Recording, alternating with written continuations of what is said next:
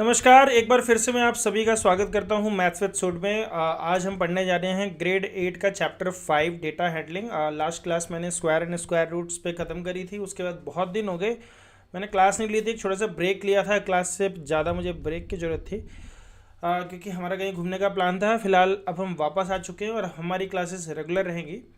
हर week में करीब करीब 3 क्लासेस हमारी रहेंगी। कोशिश करेंगे कि हर वीक में एक एक चैप्टर हम ख़त्म करें। तो आज का जो टॉपिक है डेटा हैंडलिंग, बहुत इंपॉर्टेंट टॉपिक है हमारी लाइफ में। जब भी हम स्टैट्स की बात करते हैं, स्टैटिस्टिक्स एक अपने आप में एक चैप्टर है। आप क्रिकेट देखते होगे, आप लोग क्रिकेट के अंदर बहुत सारी अलग अलग स्टैटिस्टिक्स होती है। किसने सबसे ज़्यादा सेंचुरी बनाई, किसने सबसे ज़्यादा फिफ्टीज़ मारी, किसका स्ट्राइक रेट ज़्यादा है, किसका बॉलिंग का स्ट्राइक रेट ज़्यादा है, कौन सबसे ज़्यादा विकेट लेता है। ये सारी की सारी इन्फॉर्मेशंस अगर हम किसी पर्टिकुलर डिपार्टमेंट्स के अंदर रखते हैं तो उसको हम बोलते हैं डेटा हैंडलिंग। डेटा को हैंडल करना हमें आना चाहिए।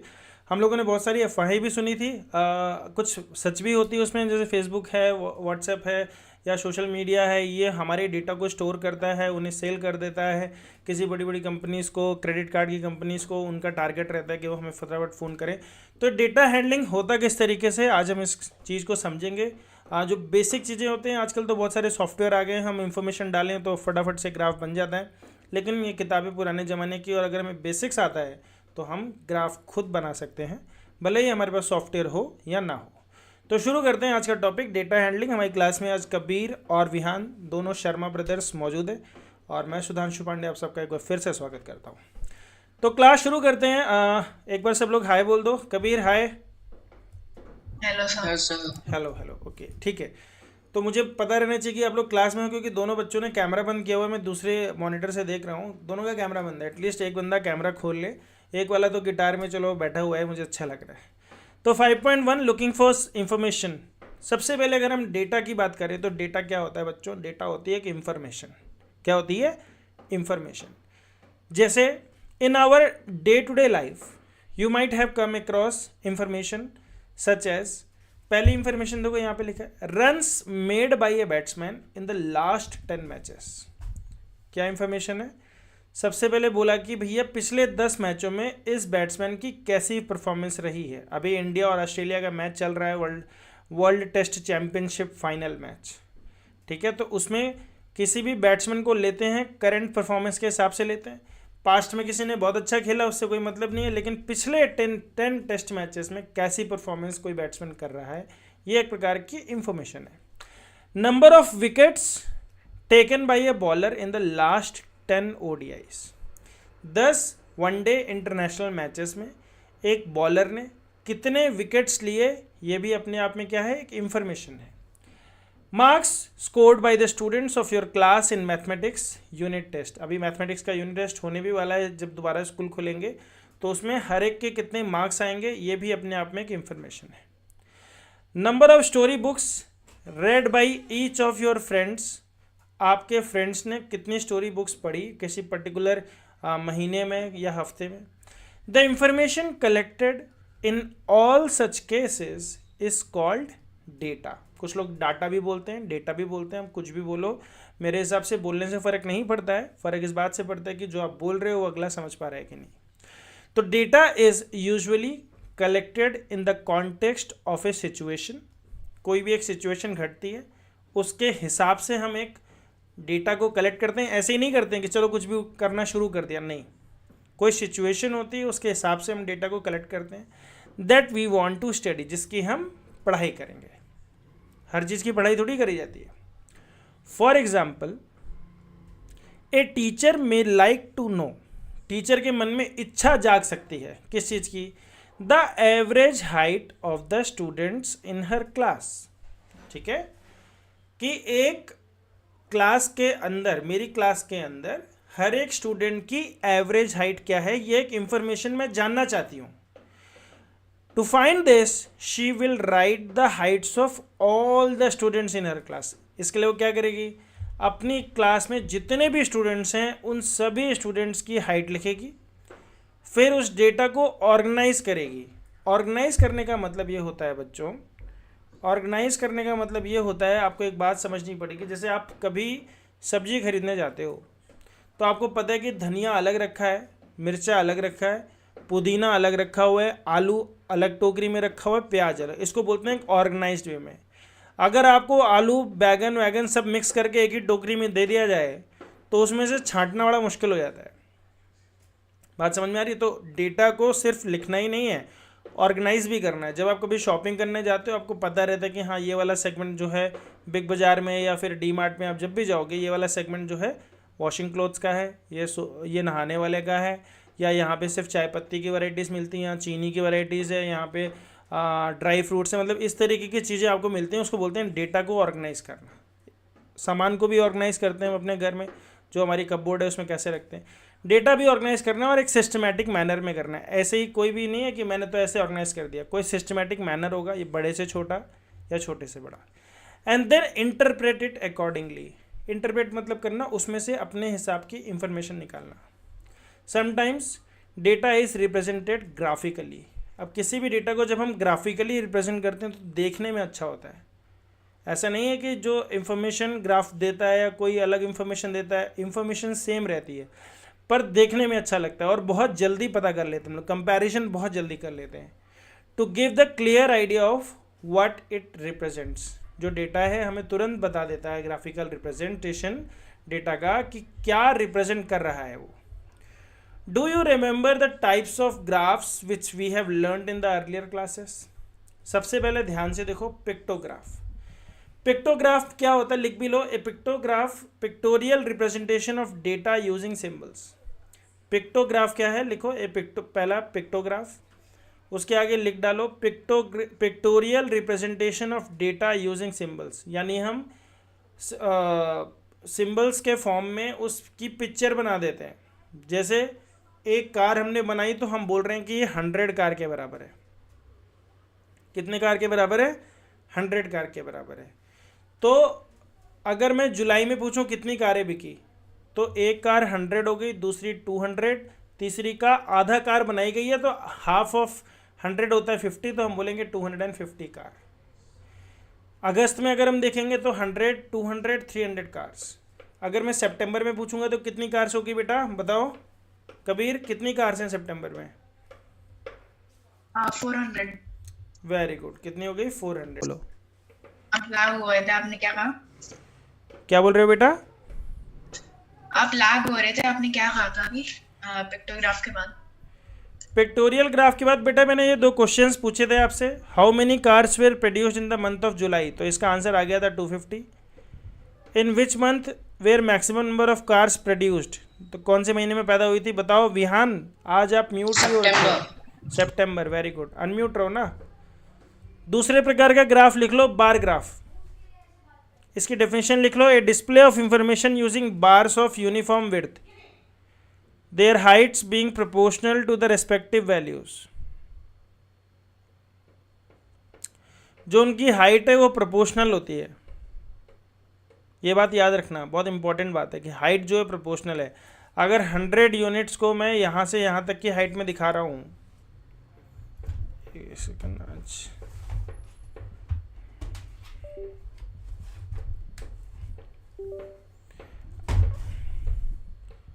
ध्यान से देखो बच्चों, मैं एक ग्राफ को कॉपी भी कर लेता हूँ। ये आप तब तक डेफिनेशन लिख डालो।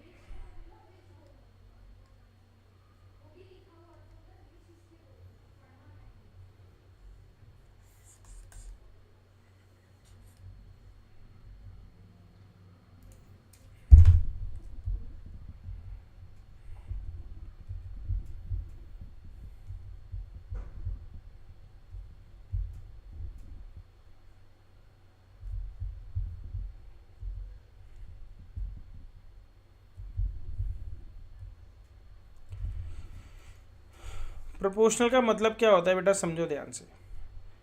अगर इतनी हाइट, ठीक है, अगर इतनी हाइट 100 दिखा रही है तो इसी का डबल करेंगे तो 200 दिखाई देगी। ठीक है, उसी हाइट का डबल कर देंगे तो कितना दिखाएगी? 200। तो इसका मतलब जो बार ग्राफ होता है उसमें सबसे इंपॉर्टेंट बात क्या होती है? सबसे इंपॉर्टेंट बात होती है कि जो हाइट हम यूज़ कर रहे हैं वो प्रोपोर्शनल है। क्या है वो? प्रोपोर्शनल। Very good. तो देखो bar heights give the quantity for each category, जो बार की हाइट है वो क्वांटिटी देती है।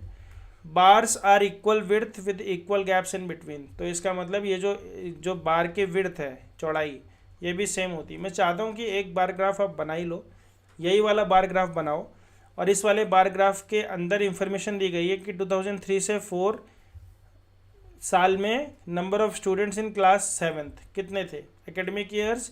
सबसे पहले आपको इस ग्राफ को बनाना है, अगर बनाना नहीं आ रहा है तो मैं आपकी हेल्प कर देता हूँ। देख के बना रहे हैं हम लोग, ये मत सोचना कि कोई कंपटीशन है। कैसे बनाना है, सबसे पहले ध्यान दो बेटे, आप लोगों को सबसे पहले एक लाइन खींचनी है वर्टिकल। मेरी लाइन डॉटेड है, आपको डॉटेड नहीं खींचनी, आपको एकदम से पूरी पूरी सीधी लाइन खींचनी है। ठीक है, खींच दी। अब इसके बाद बेटा जो सबसे हाईएस्ट वैल्यू है उसको ध्यान रखना है, कितनी है वो, 350। अब अमूमन आप सारी वैल्यूज को देखोगे तो कितने का गैप है, 50-50 का है। समझ में आ रहा है कि नहीं आ रहा। तो आप लोग क्या करोगे, यहाँ पे एक स्केल रखोगे। ठीक है, मैं दिखा देता हूँ, मैं भी स्केल रख देता हूँ ताकि आपको थोड़ा समझ में आ जाए। ये पहले, इसके पहले आपने ग्राफ बनाया कभी? Yes yes sir. ओके, तो मतलब एम ही बना दिया है या कुछ सोच के बनाया था? सर, सोच के। ओके ठीक है, देखो बेटा कैसे बनता है।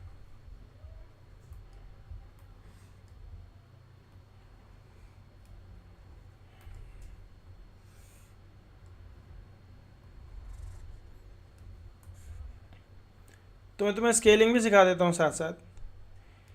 तो मैंने देखा कि बेटा मेरे स्केल में तो मैं 7 सेंटीमीटर ही बना पा रहा हूँ। ठीक है, 0 से 7, तो 7 सेंटीमीटर बना पा रहा हूँ। तो मैं 7 को 350 को 7 से डिवाइड करूँगा, तो कितना हो जाएगा, 7×5 = 35, तो 50 आ जाएगा। तो मैंने पहले कलर में चेंज कर देता हूँ। सबसे पहले एक सेकेंड,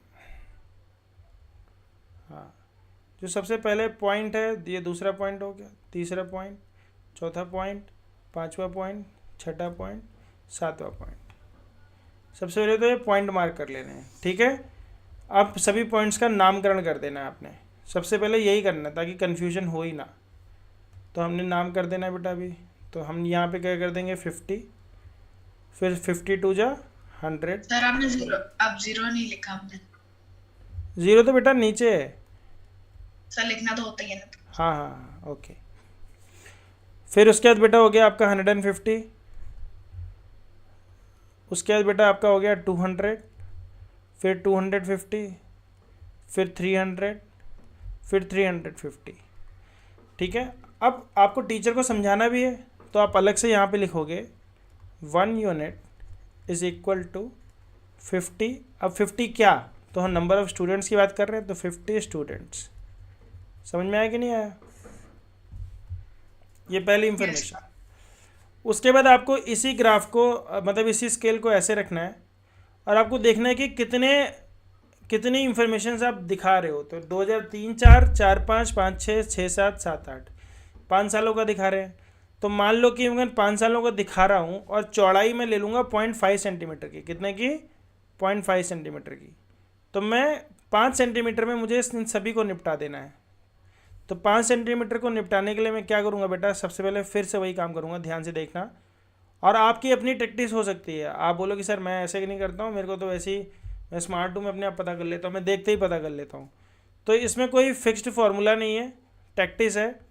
मैं जो प्रैक्टिस यूज़ करता हूँ मैं वो सिखा रहा हूँ आपको। तो मैंने एक, जो पहला पॉइंट है वो मैंने 1 पे कर दिया मार्क, दूसरा मैंने 2 पे कर दिया, तीसरा मैंने 3 पे कर दिया, चौथा, पाँचवा।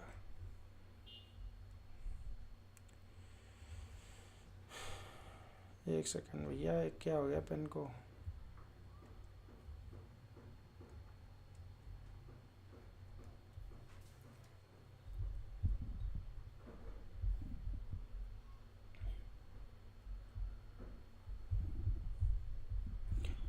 और पांचवा।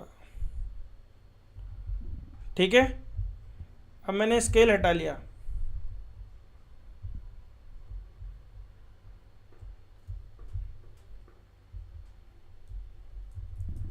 ये पता है मेरा कभी कभी जो टैब है ना राइटिंग वाला, ये तंग करता है। अब क्या करना है बेटा, स्केल से इसके जस्ट बगल से, ठीक है, इसके जस्ट बगल से जहाँ पे पॉइंट मारा था मैं 100 सेंटीमीटर मार करूँगा। तो 100 बेटा कहाँ पे आएगा, 2 पे आएगा, देखो ध्यान से, क्योंकि 1 यूनिट हमारा वो है ना, तो 2 यूनिट हमारा कितना होगा, 100।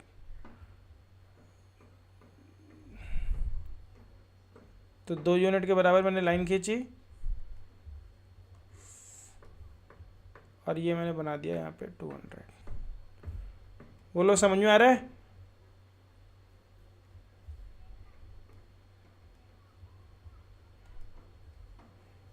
और यहाँ पे मैंने लिख दिया 2003 से 2004। बोलो समझ में आ रहा है कि नहीं आ रहा? Yes sir. इसी तरीके से 2004 2005 बना लो, 2005 2006 बना लो, 2007 मतलब 8, ये सारे बना लो। आप पूरा पूरा ग्राफ बनाओ आप। मेरा तो बना हुआ है, मैंने आपको सिखा दिया बनाना कैसे। ठीक है, मेरा पेन थोड़ा लैग कर रहा है।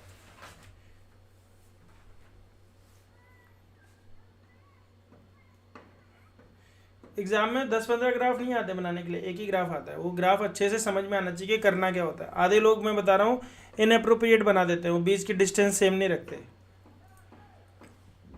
कभी ये चौड़ाई ज़्यादा हो जाएगी, कभी कम हो जाएगी। तो इसलिए हमेशा एक पॉइंट मार्क कर लो और याद रखो कि पॉइंट के बगल से ही मुझे चौड़ाई लेके जानी है।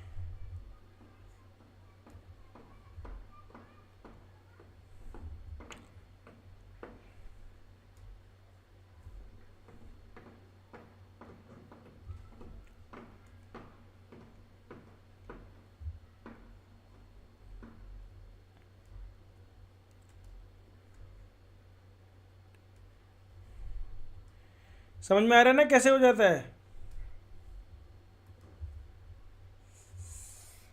नहीं तो तुम नापते रहोगे स्केल से।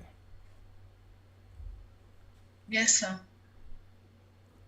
पक्का समझ में आ रहा है? हाय सिंपल। ठीक है, जो पॉइंट है ना बस उसके बगल में जाके, थोड़ा सा बगल में जाके लाइन खींच देनी है। Done sir. बन गया पूरा ग्राफ दोनों का?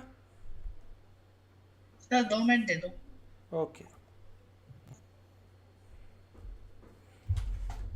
आज मेरा नेट भी धोखा दे रहा है क्या? आवाज़ कट रही है ना मेरे बीच बीच में।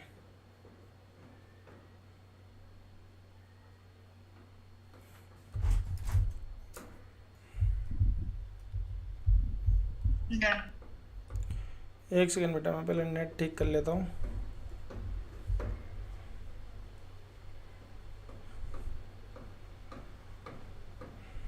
आवाज आ रही है मेरी? अभी ठीक है आवाज? Yes sir. ओके, चलो बेटा, what is the information given by the bar graph? पहला क्वेश्चन देखते हैं। तो इंफॉर्मेशन क्या गिवन है? The information given is the number of students studied in class 7th for a period of academic years, different academic years from 2003 to 2008। ये बात समझ में आई आपको? अगर कोई पूछता है ग्राफ में क्या इंफॉर्मेशन दे, तो इंफॉर्मेशन लेफ्ट साइड में मिली होगी क्या, number of students in the class 7th या नंबर ऑफ हाइट वेट कुछ भी है, और नीचे क्या दिया हुआ है, एकेडमिक ईयर्स। तो इस बात को लिखना आना चाहिए आपको। दूसरी क्वेश्चन पूछ रहा है in which year the increase in the number of students maximum. तो ग्राफ को देख के मुझे बताओ कि कौन से साल में जो इमीडिएट कंसेक्यूटिव ईयर्स है उसके बीच में गैप बहुत ज़्यादा है। सिर्फ गैप को देख के आप बता सकते हो। बताओ कौन सा साल है जिसमें इमीडिएट जो इंक्रीज है वो बहुत ज़्यादा है? 2004। 2004 एंड 5, ठीक है। 2003 से 4 से लेके 2004-5, यानी 2004 से 2005 के बीच में। बहुत बढ़िया। In which year the number of students maximum? तो 2007-8। 7 to 8। स्टेट वेदर ट्रू और false, the number of students during 2005 से 6 इज ट्वाइस द 2003 एंड 4। 2005 और 6 में ट्वाइस थे क्या? बताओ। 2005 and 6 नहीं सर। तो कितने कितने टाइम्स थे 2003 एंड 4 के हिसाब से? सर 250 हुआ था इसमें तो। तो पहले 100 था, 250 को 100 से डिवाइड करोगे तो कितना आएगा? 2.5 टाइम्स। समझ में आया कि नहीं? यस। ये जो ट्वाइस लिखा है इसी जगह 2.5 होता तो हम कर देते। इसके बाद आते हैं double bar graph. Double bar graph और आसान है, सेम प्रोसेस है पिछली बार की तरह ही। वो लाइन है, उस लाइन के लेफ्ट में जाओगे अगर 0.5 सेंटीमीटर तो एक ग्राफ बन जाएगा, राइट साइड में दूसरा ग्राफ बन जाएगा। राइट साइड वाला जो ग्राफ है 2006-07 का है, लेफ्ट वाला 2005-06 का है। राइट वाला शेडेड है, लेफ्ट वाला शेडेड नहीं है। इस तरीके का भी एक ग्राफ बना लो। ग्राफ बना लो, अभी के अभी बना लो। कोई ये सोच ले कि नहीं सर हम बना लेंगे, कभी नहीं बनेगा ये। सर टॉप वाला लिखिए। क्या क्या? जो डेफिनेशन है वो। किसकी? डबल बार ग्राफ की? Yes sir. हाँ लो, double bar graph.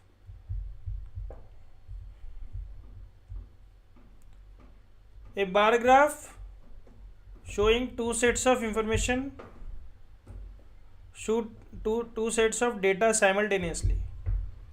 It is used for comparison of data. कि हर 2 सालों में दो सालों में मैथ्स की, साइंस की, इंग्लिश की, सोशल साइंस की, हिंदी की परफॉर्मेंस कैसी रही। देखते ही पता चल रहा है इंग्लिश में बच्चे गड़बड़ करके, बाकी हिंदी में सेम टू सेम रही, मैथ्स में अच्छी रही, बहुत ज़्यादा इंप्रूवमेंट हुआ, साइंस में थोड़ा इंप्रूवमेंट, सोशल साइंस में भी उसी हिसाब का इंप्रूवमेंट। तो ग्राफ से हम जल्दी इंफॉर्मेशन निकाल लेते हैं, डेटा को देखने में मज़ा आता है। समझ में आ रही? मैं चाहता हूँ ये वाला ग्राफ ही बना लो। बनाने की प्रैक्टिस इसलिए खूब सारी करनी है हमें।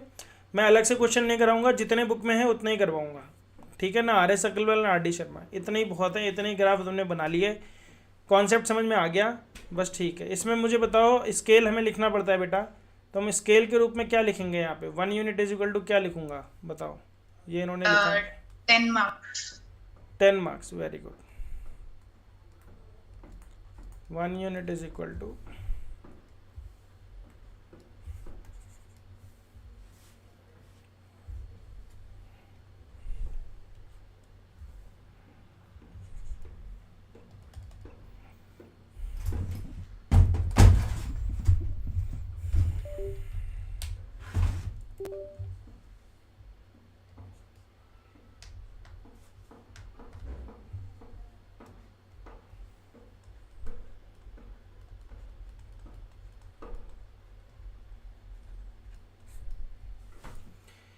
8 सेंटीमीटर की लाइन बनेगी। यूनिट कैसे डिसाइड करते हैं? हाईएस्ट वैल्यू को डिवाइड कर देते हैं नंबर ऑफ स्केल्स के हिसाब से। देखना है कौन से नंबर से डिवाइड करना है। 10 से डिवाइड करेंगे तो 8 आ जाएगा।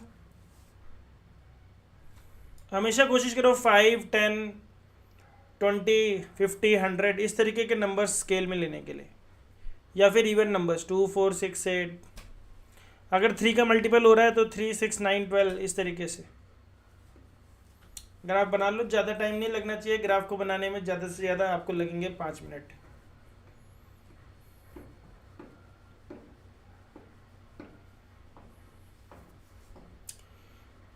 आधा घंटा हो गया और हम 3 ग्राफ सीख चुके हैं।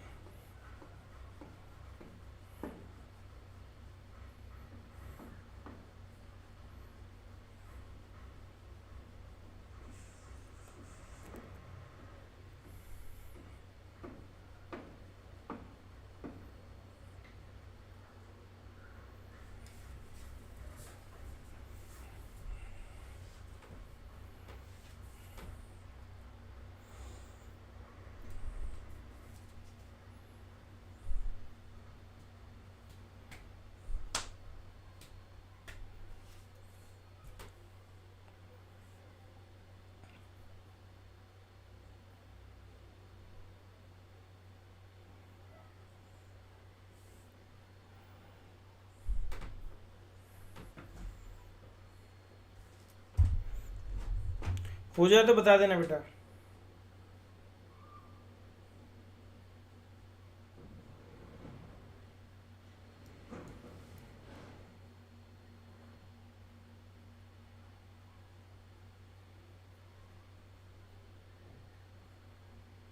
तो एसएसटी में ये 55 के बीच में है ना? सॉरी 50 और 60 के बीच में है ना? सोशल में? Yes sir. एक सेकंड बेटा, अभी देख ही लेते हैं। तो क्या करेंगे, यहाँ से एक लाइन खींचूंगा मैं, तो ये तो 50 है बेटा, अगर सो मैं 55। तो ये 55 हो गया। Okay sir. जब भी तुम्हें नापना है तुम एग्ज़ाम में भी शीट पे स्केल से नाप के देख लो, स्केल एकदम हॉरिजेंटल रखो पैरेलल टू एक्स एक्सिस, अपने आप दिख जाएगा।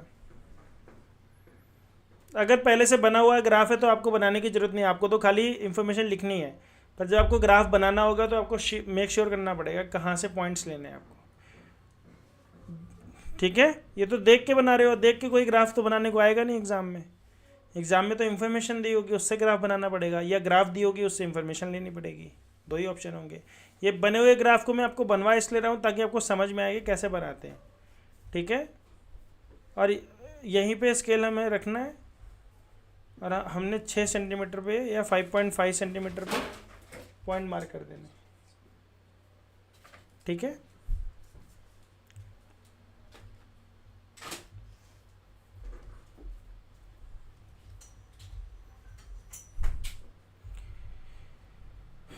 अच्छा मुझे एक बात कहनी थी उससे, क्या नाम है, विहान से बेटा। आपकी मम्मा बोल रही थी कि आपको कुछ डाउट आ गया था एक चैप्टर में, कौन सा चैप्टर था, क्वाड्रिलेटरल्स। Yes sir. तो बेटा आप मुझसे क्यों नहीं पूछते हो, मेरा व्हाट्सएप लगता नहीं है क्या? लगता है सर। तो आपने मुझसे पूछा ही नहीं। मतलब एक तो ऐसा मैसेज जा रहा है आपकी मम्मा के पास कि मैंने पढ़ाया और आपको समझ नहीं आया, या ऐसे मैसेज जाता है कि मैंने पढ़ाया और आप पढ़े नहीं। दोनों में से कोई भी एक चीज़ हो सकती है, दोनों के लिए ठीक नहीं है वो, है ना। तो यस आपको सर। कोई भी प्रॉब्लम है, the first point of contact should be me. Second point of contact अगर मैं आपको नहीं सेटिस्फाई कर पा रहा हूँ, then you can ask with your father, या फिर मम्मी से पूछ सकते हो या टीचर से पूछ सकते हो। इमीडिएटली आप फादर से भी पूछ सकते हो, उसमें कोई प्रॉब्लम नहीं है, लेकिन आप पहले मुझसे पूछ लो अगर कोई भी चीज़ नहीं समझ में आ रही, क्योंकि they are paying me for this service. ठीक है, तो ऐसा होगा कि मतलब I am not doing the justification for the payment that I am getting. All right, okay sir. So it doesn't look good. तो आपको ध्यान रखना है कि आई एम ऑलवेज अवेलेबल। मैंने ऐसा कभी नहीं बोला कि मैं अवेलेबल नहीं, मैं कहीं घूमने भी जाऊँगा मेरा व्हाट्सएप ऑन रहता है, आप किसी भी टाइम मुझे क्वेश्चन भेजो कि सर ये वाला कैसे होगा, नहीं समझ में आया। और वीडियोस भी हैं आपके पास रिकॉर्डेड। Okay sir. ठीक है,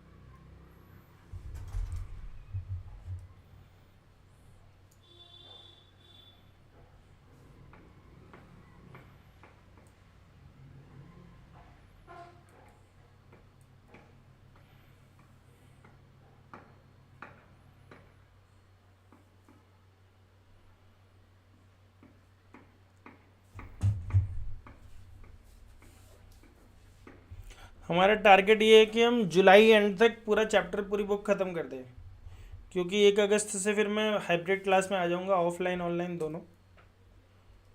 और पर वीकेंड्स की तो क्लासेस में तो कोई प्रॉब्लम नहीं है। क्या बेटा, कुछ बोला आपने? हो गया। हो गया, आपका हो गया बेटा विहान? Yes sir.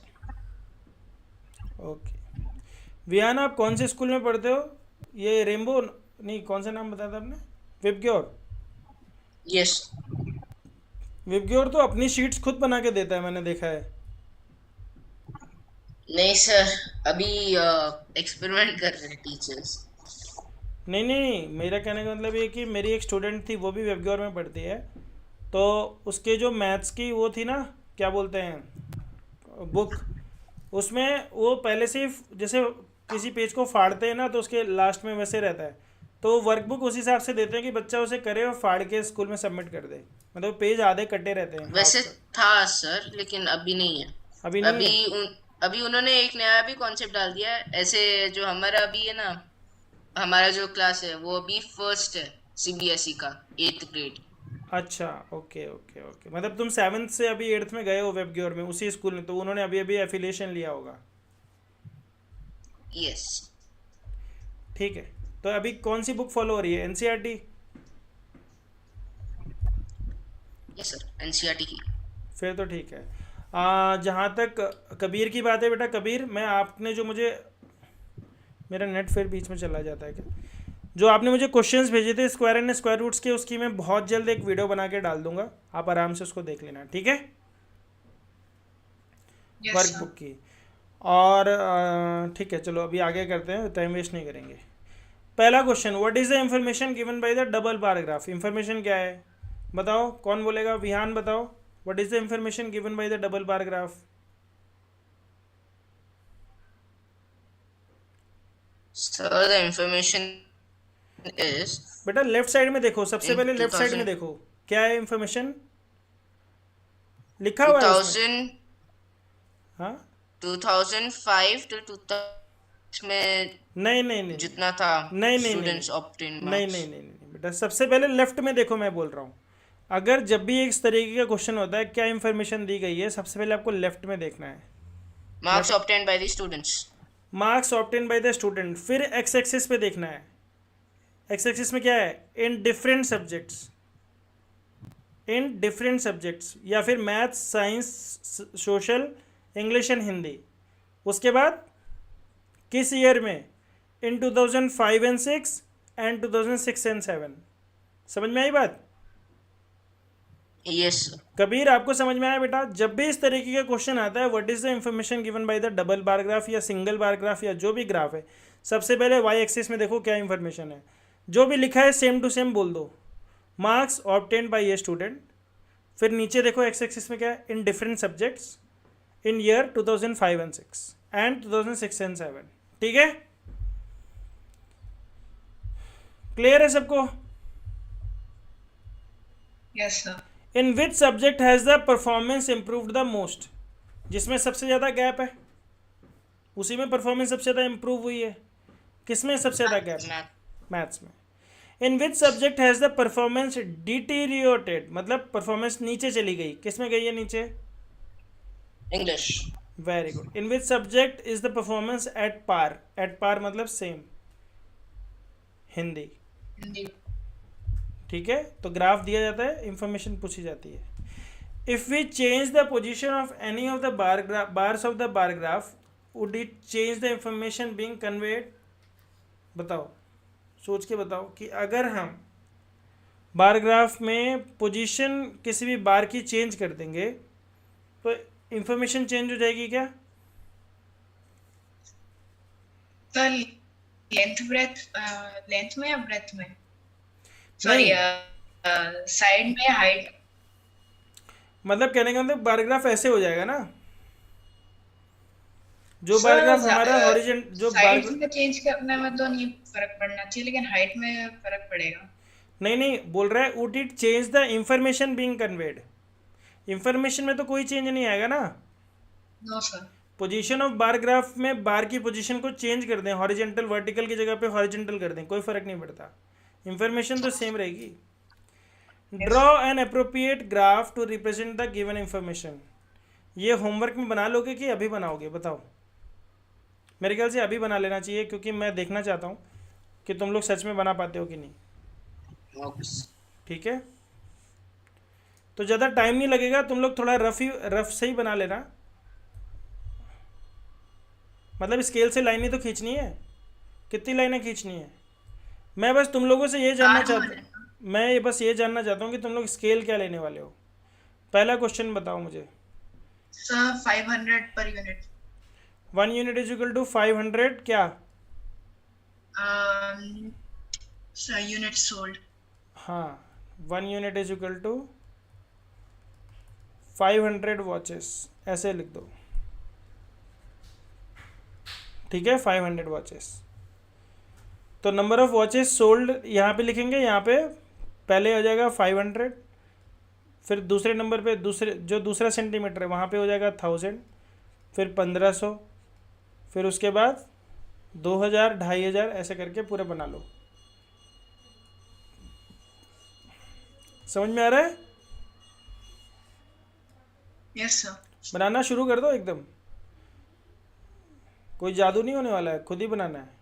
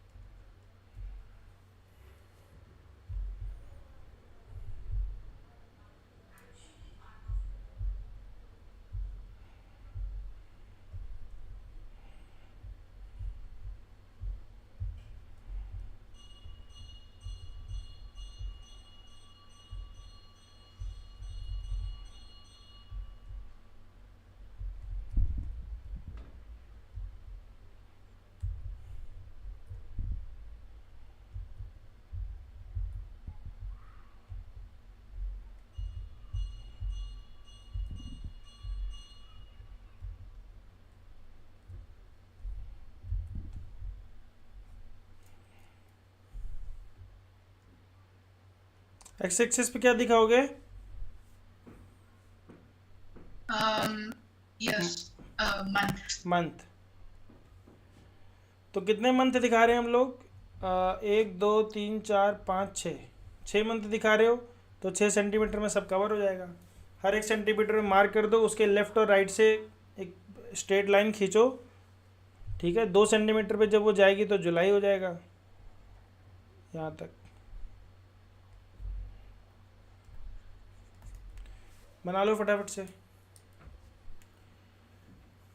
जो दूसरा वाला ग्राफ है बेटा, वो कौन सा ग्राफ है बताओ? डबल बार ग्राफ है कि सिंगल बार ग्राफ है?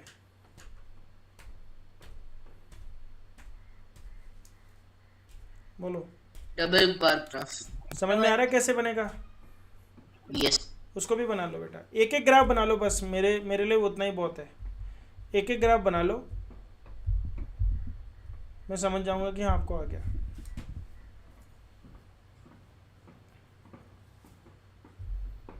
फर्स्ट वाला हो गया। वेरी गुड, सेकंड वाला भी कर दो।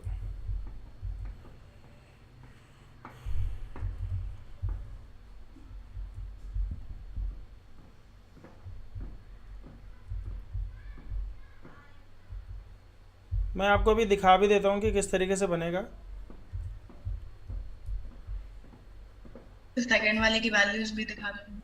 अभी दिखा रहा हूँ बेटा, दोनों ही बना के दिखा रहा हूँ आपको।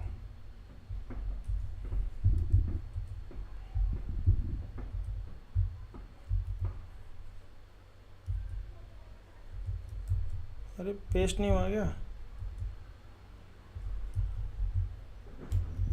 अरे control C,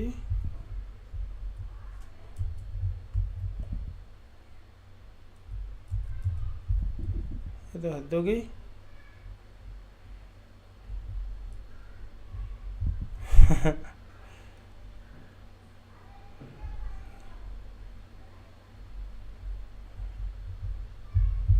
snipping tool, values देखते रहो तुम लोग यहाँ से।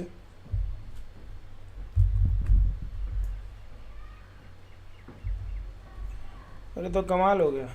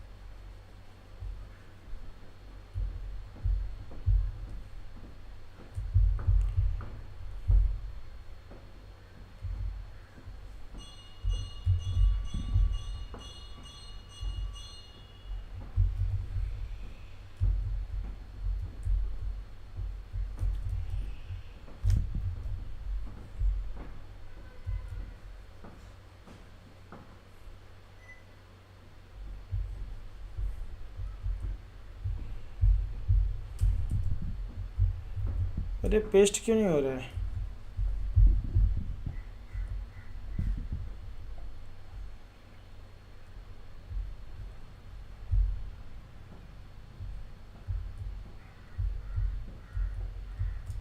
पेस्ट का कोई शॉर्टकट आ गया क्या? और अरे यार,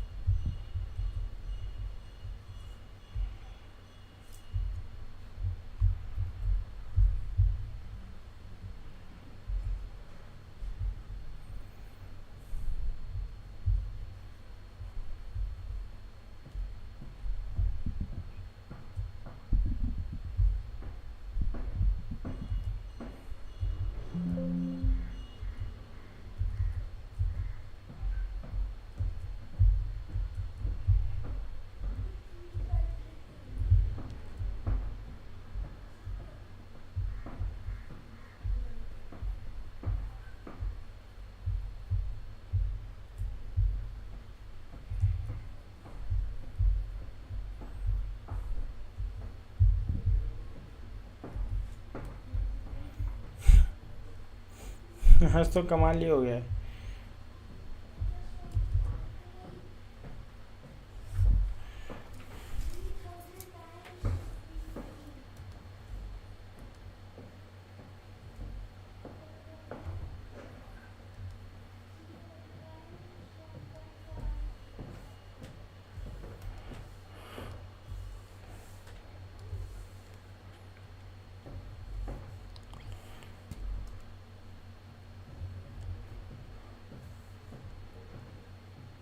सर उसको बस उस पर खोल के रख दो।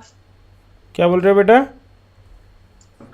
दोनों स्क्रीन्स को साइड बाय साइड लगा सकते हो आप, मतलब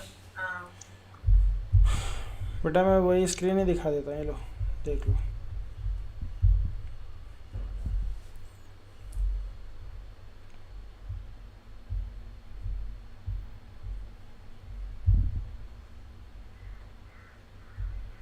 पहले तो कमाल हो गया आज, पता है? क्या हुआ सर? अरे इसमें हो ही नहीं रहा है। मैं जो इतने दिनों से एक्सपर्ट हूँ मैं इसमें, पता है, कॉपी पेस्ट कटिंग फटिंग। आज जब सच में करना है ना, तो मौके पे गड़बड़ कर दे रहा है। देखो, अरे धोखा ही दे दिया है। कहाँ गई वो?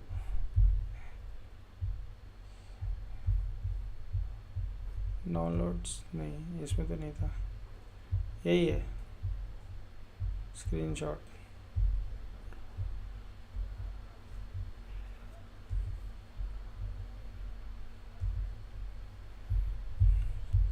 सारे पेज खुल गए।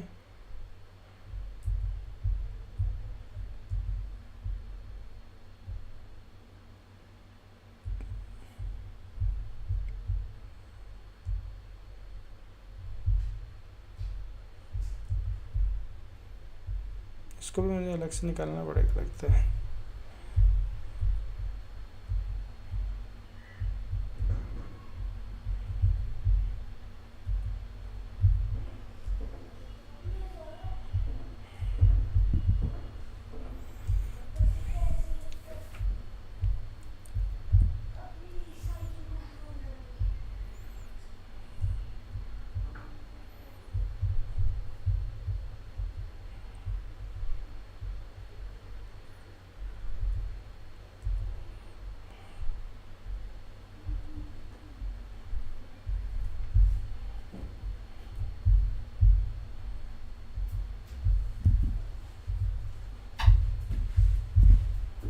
तुम लोग बना लो, फिर मैं बनाता हूँ तुम लोगों के सामने, ठीक है?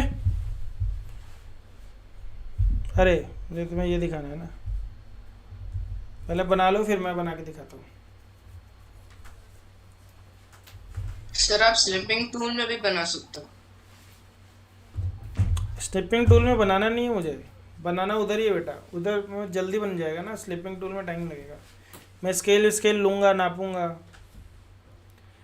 मुझे बस तुम इन्फॉर्मेशन बताना, मैं बहुत जल्दी बना दूंगा, ठीक है?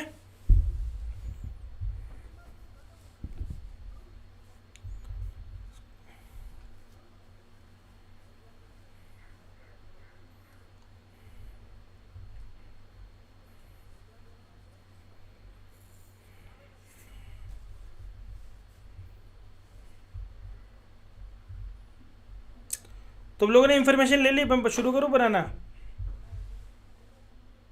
40, Yes, sir. 45, 55, 25, 15, 35 दोबारा आ जाएंगे इसी पे, ठीक है? तब तक मैं शुरू करता हूँ बेटा, एक सेकंड रुक जाओ। सर मेरा भी हो गया। ओके,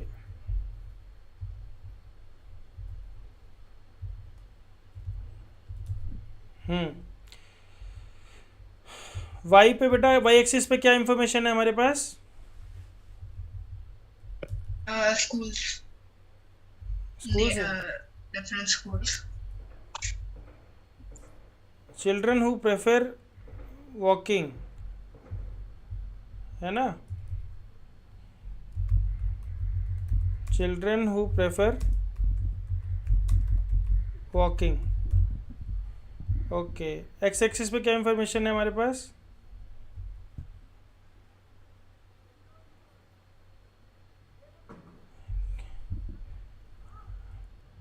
इसलिए बोलता हूँ बनाना जरूरी है। स्कूल ए बी सी, ठीक है, स्कूल ए, स्कूल बी, स्कूल सी। कितने स्कूल है? 3. 3 ही है, Yes, sir. ओके। उसके बाद अगर children who prefer walking, school A में कितना है? 40 and 45. नहीं 40 वॉकिंग वाले पूछ रहा हूँ बेटा, खाली वॉकिंग वाले हो गए हमारे पास 40। स्कूल बी में कितने हैं? 55। स्कूल सी में कितने हैं? 15. 15। अच्छा, उसके बाद वॉकिंग के बाद एक था running, Cycling. Cycling. Cycling school A में कितना था बेटा? 45, हम्म 25 and 35. 35, ओके।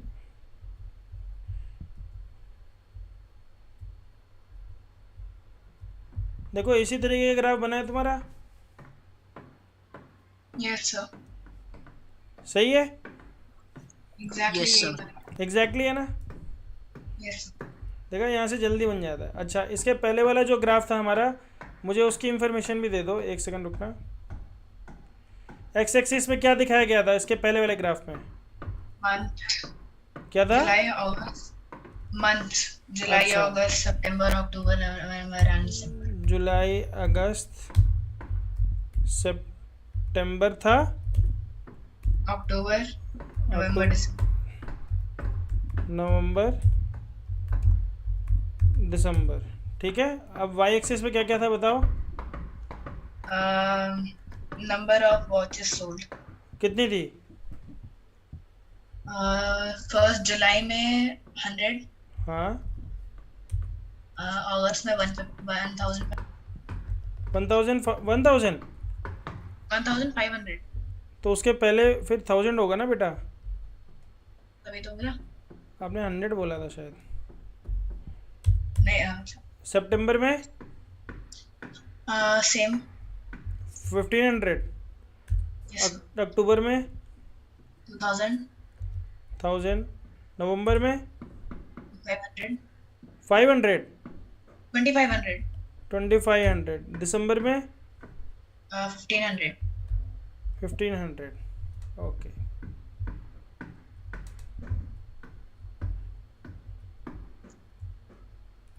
देखो ऐसे ही बना है। यस सर, बस ऐसा गुड मोड नहीं हो रखा, क्या नहीं हो रखा? इतना मतलब पास पास नहीं है। अरे वो कोई बात नहीं, वो चलता है, दूर दूर चलेगा वो। पर मतलब है ऐसे ही ना? Yes sir. यस। तो इसमें कोई समस्या तो नहीं है? नो। लो इसको दूर दूर भी कर देते हैं।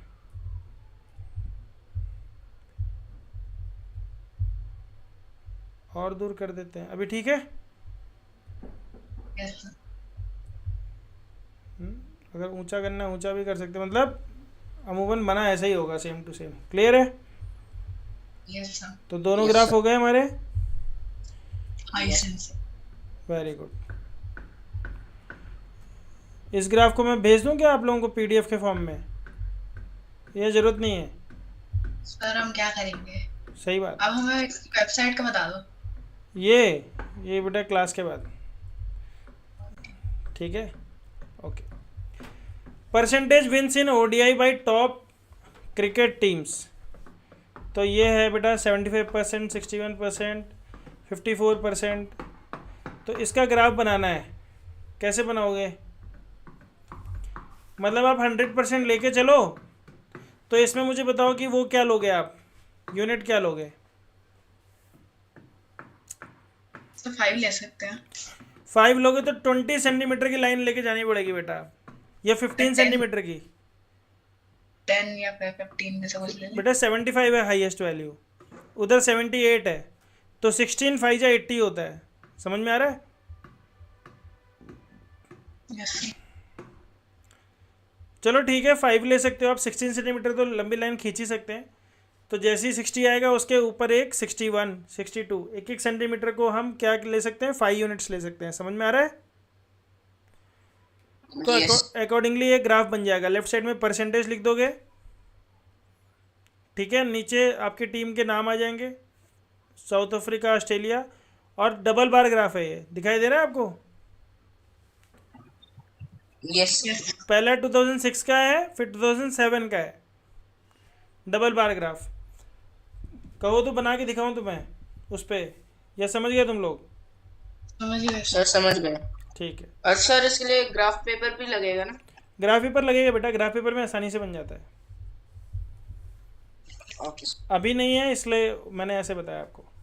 Organising data using data available to us in an unorganised form called raw data. क्या बोलते हैं उसे? रॉ डेटा बोलते हैं, मतलब कच्चा माल है वो, अभी उस पर प्रोसेसिंग नहीं हुई है। To draw meaningful inferences we need to organise the data. हमें डेटा को सबसे पहले ऑर्गेनाइज करना आना चाहिए सिस्टमेटिकली। एक सेकंड रुकना, ये वैसे नया टॉपिक है, मेरे ख्याल से 4 बज भी गए हैं, पर इतना मैं पढ़ा देता हूँ तुम लोगों को। Usually data available to us is in an unorganized form called raw data.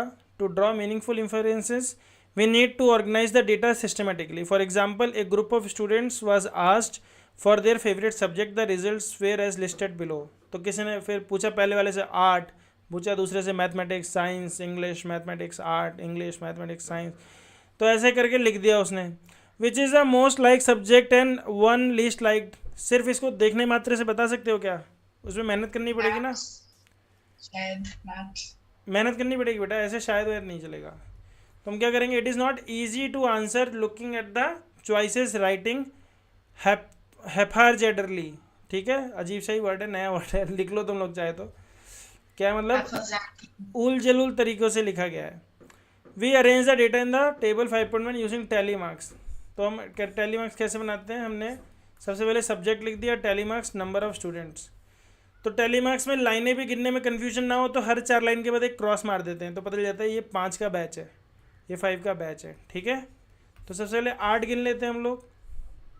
तो 8 गिनना शुरू किया बेटा, 1 लाइन, 2 लाइन, 3 लाइन, 4 लाइन, फिर 5वीं लाइन ऐसे कट जाएगी, फिर 6ठी लाइन, 7वीं लाइन। 8 आ गए मेरे पास। तो देखो क्या है, 1 2 3 4 नहीं, अच्छा 5 6 7 7 ही हैं। समझ में आया आप लोगों को?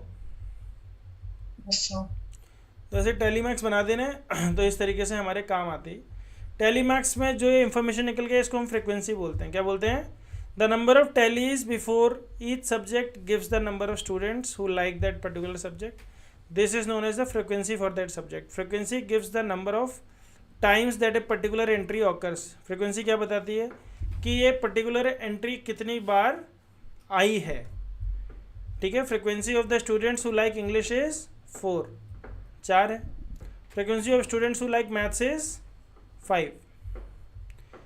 The table made is known as the frequency distribution table. ये जो टेबल बना है इसको क्या बोलते हैं? Frequency distribution table. क्लियर हो गया?